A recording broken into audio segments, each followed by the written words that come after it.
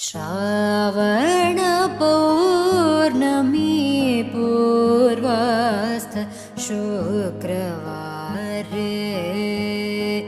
चारुमती प्रभृतिभिः पूजिता कार्ये देवादि गुरुगुह समर्पितमणिमय